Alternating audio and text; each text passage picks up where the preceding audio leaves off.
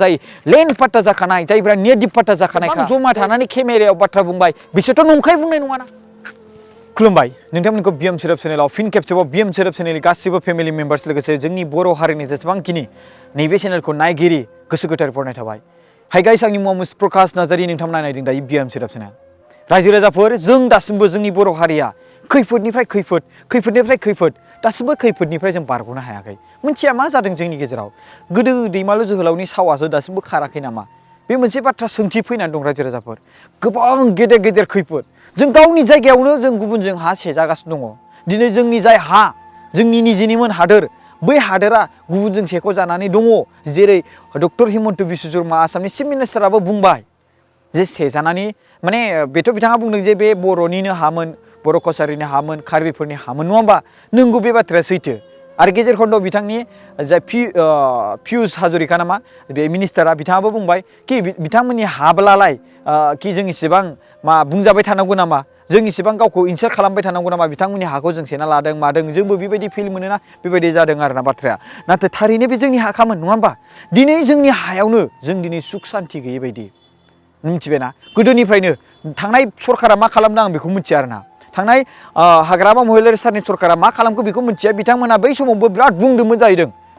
दासिमबो जेबो मदद मोना बिथांमोननि खुगाखौ गादबनासो दोनदों। माबा पलिटिकेलनि बाथ्रा फैयो मा फैयो हेन टेन फैयो होननानै दिनै बे भिडिअखौ नुनानै सोरबा दानि सरकारखौ दुसिनो हागौ। बाट बे बाथ्राया सिगांनिफ्रायनो जानाय सिगांनिफ्रायनो बेसेबांबा समनिफ्रायनो बिथांमोना गोबां नारसिनबोगासिनो दं गोबां बुंबोगासिनो दं सरकारखौ गोबां बुंबोगासिनो दं। दा दानि गोदान सरकारखौ बिथांमोनहा बुंनो हायाखै आरो बिनि गेजेराव मा होनो मिडियानि दारै बिथांमोनहा दैथायनो सानदों आरो बिनि गेजेराव गोबां गेदेर सुबुंफोरजोंबो बिथांमोनहा रायज्लायबाय होनना बुंदों आरो बिथांमोनासो नोंथांमोननि सायाव भिडिअखौ बुंखाबाय भिडिअनि गेजेरजों बुंबाय बिथांमोना मा बुंनांगौ। दा बुङोब्ला मायोब्ला जोङो सोरखौबा दुसिनाय जायो। दा बिनिखायनो आङो दुसिनाय बाथ्राखौ बुङालासिनो आं मोनसे बाथ्राखौ बुंनो सानदों। जाय हायाव ट्राइबेल एन्ड ब्लक एरिया जाय हायाव एसटिफोरनि नङा होमबा स' बै हायावहाय बोरै माइन'रिटिस थानो मोनखो। जे जुदि सापस हमना ला बहाबा माने माइन'रिटिसफ्राबो थादोंब्ला जाय जायगायाव थादोंब्ला बे हाया सोरनिबा नंखाया बेबायदियाव थादोंब्ला बेलेग खोथामोन। खिन्थु बे हानिथ' बिगोमा दङ बे हानिथ' बिगोमा दङ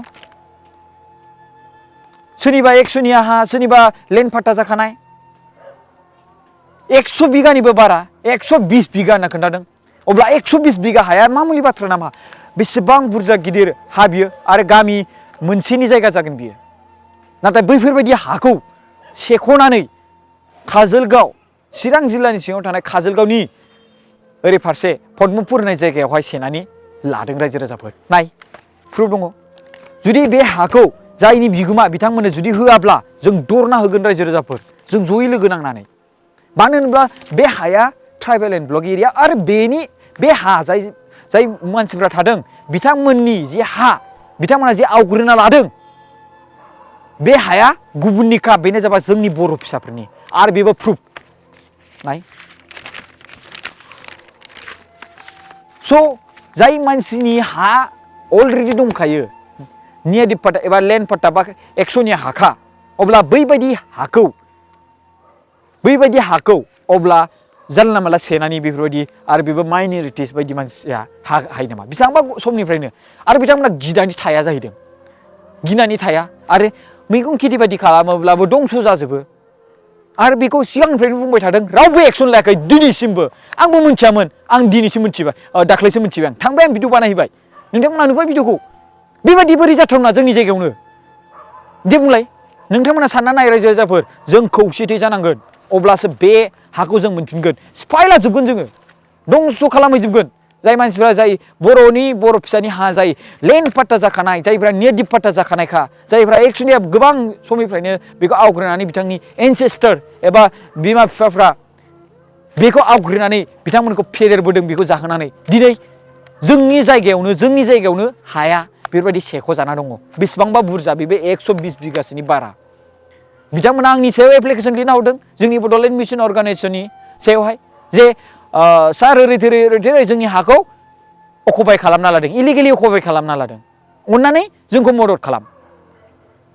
खालाम जोंखौ बासाय ओरै होननानै लिरनानै हरबाय। अब्ला आं थांबाय नायहैबाय थ' बे रायजो राजाफ्रा एसेबां जमा थानानै केमेरायाव बाथ्रा बुंबाय बिसोरथ' नंखाय बुंनाय नङाना बिसोरथ' नंखाय बुंनाय नङा स' दिनै सोरबा सुबुंफ्रा खोनानानैबो खोनायै बायदि बेसेबां समनिफ्राय बुंबाय नाथाय मानिया सोरबा बेवहाय राजनितिनि खोथा लायो राजनिति बाथ्रा नाथाय बेवहाय राइट्स दङ जाय हानि बिगोमाखा बे मानसिनिखौनो जुदि जों सेख'नानै जाय मानसिया सेख'नानै लादों इलिगेलै बर' मानसिनिखौनो जुदि बे बर' मानसिनि हा बिगोमानिखौ हाखौनो जों जुदि होनो हायाबा जों बेसेबां लाजिनांथाव बाथ्रा देलाय बुंलाय बेसेबां लाजिनांथाव बाथ्रा बे लाजिनांथाव बाथ्रा नङा बे लाजिनांथाव बाथ्रा नंगौना नङा जाय मानसिया अलरेडि हानि बिगोमाखा बिथांमोननि हाखौ सेनानै लादों स' रायजो राजाफोर आं नोंथांमोननि सिगाङाव बुंनो सानदों बे खामानिखौ जों थाबैनो मावनांगोन आरो आं बिस्वजित दैमारि सारजों गोबां रायलायनो गोसो नाथाय बिथांखौ आं गले गले फन खालामबाबो बिथाङा रिसिभ खालामाखै मिथिया मेसेजबो हरदोंमोन सिगांथ' मेसेजफोरखौ नायोमोन आं बे बाथ्रानि थाखाय आंनि पार्सनेलि प्रफिटनि थाखाय आं बेखौ कल खालामाखै पाब्लिकनि थाखायसो आं कल खालामदों बिथांजों रायलायनो थाखाय नाथाय बिथाङा जेबो रेसपन्सबो खालामाखै बिजि खोमादां मादां आंबो बिदिनो सानदों आं नेबाय थागोन बेसेबां माब्लासिम बिथाङा रेसपन्स खालामो रायजो राजाफोर नाथाय आङो बेखौ गोरलैयै गारनो लुबैयाखै मानो होनबा जाय मानसिनि हाया अलरेडि बिथांमोननिखा बे हाखौ बोरैहाय माइनरिटि सुबुङा बेखौ सेना लानो हायो आरो लोगोसे ट्राइबेल एन्ड ब्लक एरिया बायदियावहाय बोरैहाय बिथांमोना थानो हाखो आरो बेबो बिनि बे हानि बिगोमा दंखायो स' बिनि सायाव नोजोर हो दैदेनगिरिफ्रा बिनि सायाव नोजोर होथारनांगोन सोरबा एबिएमसिनि लिडार थाबाबो जों गिया डाइरेक्ट बुंखाबाय जों गिया राइट्स बेवहाय पलिसि हिसाबै थांगोन जायहा बिगोमा बे थागोन नोंथांमोनहा जायहा बिगोमाखा अलरेडि अब्ला बे हायाव जुदि नोंथांमोना थानानै जोंनि होननानै बुंबा जागोन नामा आरो बेबो ट्राइबेल एन्ड ब्लक एरिया बायदियावहाय आरो जायहा लेखा दंखायो जायहा खाजोना होखानाय बा लेन्ड पाट्टा जानाय अब्ला बैफोरबायदि सुबुंनि हाखौ बोरैहाय आवग्रिना लानो हानाय मोन्थाय दं सोरनि आखाइ दं बेवहाय सोरनि आखाइ दङ चन्दन ब्रह्म सारमोन बायदिया हाग्रामा महिलारि सारमोन बायदिया बै समाव मा खालामना थाखो इसेबां खुथार बुंहैदोंनो रायजो राजाफ्रा होमब्लाबो रावबो खोनासङासै स' बिनि सायाव जों थाबैनो एक्सन लानांगोन आरो बेखौ जोङो फोजोबनांगोन रायजो राजाफोर जों जुदि बयबो हालो दोलै ओंखारब्लासो बे खामानिया जाफुंगोन स' गासैबो आफादफ्रा बिनि सायाव अबजार्भ खालामबानो जाबाय बिनि सायाव नोजोर हरबानो जाबाय जुदि आबुङै मोनथिनो लुबैदोंब्ला जोंनियाव कल खालामहरबानो जाबाय आरो लोगोसे ओरैनो बयहाबो आफादनि मोनफा मोनफा सोद्रोमा थाखाय मोनफ्रोमबो जायगायाव स' बिथांमोना गावसोरनो खबर लाहरनो हायो गोसोब्ला जुदि लाहराबा बे गावसोरनि खोथा नङा होमबा साफ्रोमबो मोनफ्रोमबो खोथाखौथ' खोन्थाहरबाय थानांगौनि गोनांथि गैया जों भिडिअखौ निउस चेनेलखौ मानि थाखाय लादों नङा होमबा भिडिअखौ मानि थाखाय लादों दिनै सोरबाफोर बायदिया बेफोरबायदि भिडिअखौ बा नुबाबो सोरबा इउटुब चेनेल इउटुबार बा सोरबा माबानिफ्राय नुब्लाबो गावसिनि निउस चेनेलाव होआ बे बिराद गाज्रि रायजो राजाफोर बेफोरबायदि गोबां दङ जोंनि चेनेलाव नुयोब्ला बेखौ थैनोबो होला बिसोरो जे बारे होनांगौ आरो बै जायगायाव जे जायफोर इलिगेलि अकुपाय खालामना लादों जे बैसोर सुबुंफोरखौ जे बै जायगानिफ्राय होखारनानै जोंनि बर'नि सुबुंफोरनि हाखौ मोन्थायखौ जे मोनहोनांगौ बेबायदि खामानि मावनो नागिरै बिथांमोना माबा हिंसायारि मायारि बे लोबावसो थाबाय थायो स' बिनिखायनो आङो बिनि सायाव एगेइनसै बुंगोन जोंनो मोन्थाय नांगौ बे बर' रायजो राजा फिसाफोरनि थाखाय जे बेसेबांबा 30 जनसोनि सुबुं जे हा बेयाव इलिगेलि अकुपाय खालामजादों सेजादों इलिगेलि सेनानै बेयाव थादों आरो दंस' खालामदों बिथांमोननि हाखौ स' बिथांमोननि हाया बिथांमोननि आखायाव फैफिननांगौ आरो बे हाया थाबैनो मोननांगौ स' बिनिखायनो बयबो रायजो राजाफ्रा खौसेथि जानांगोन स' बिनिखायनो आं बयखौबो आर'ज गाबज्रियो जेब्ला सम फैयो अब्ला जों मुभमेन्ट बिनि थाखाय बयबो लामा ओंखारनानै बे हानि थाखाय ओंखारगोन 120 बिगाया देमालि बाथ्रा नङा रायजो राजाफोर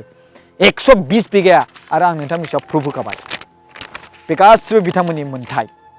स' थेंक इउ सो माच गाइस भिडिअखौ नायनो थाखाय नोंथांमोना जेसेबां हायो बे भिडिअखौ शेयार खालामबानो जाबाय जुदि नोंथांनियाव बर'नि थै दङब्ला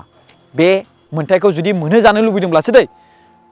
बे मोन्थायखौ मोनहोजानो लुबैदोंब्लासो बे जे बर' मानसिफोर बेयाव जे गोदाव सोराव जानानै दं दायो गावनि हानि थाखाय गाबदों मादैमोनहा आदैमोनहा आबौमोनहा स' बिथांमोननि मोन्थायफोरखौ जुदि नोंथांमोना मोनहोनो लुबैदोंब्ला बे भिडिअखौ शेयार खालामनानै बयनिसिमबो दैथायहर खुलुमबाय थेंक इउ सो माच